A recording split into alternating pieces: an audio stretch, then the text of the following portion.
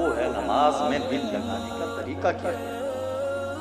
تو یاد رکھیں، نماز کا کوئی عمل یعنی قیام، قرات، رکوع، سجود، تسبیحات وغیرہ بے توجہی سے ادا نہیں ہونا چاہیے، بلکہ ہر عمل دھیان اور توجہ سے ادا ہونا چاہیے۔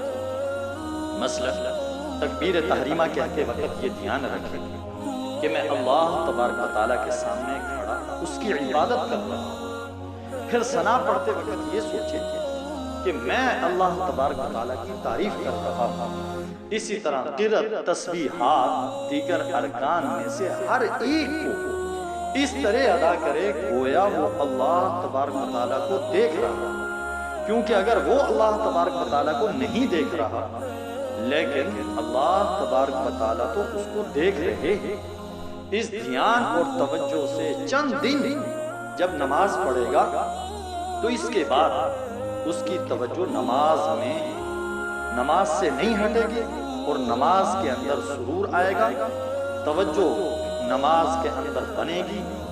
دعا ہے اللہ تبارک و تعالیٰ سے کہ اللہ ہم سب نماز زندگی کے ساتھ پڑھنے کی توفیق نصیب فرمائے۔ آمین۔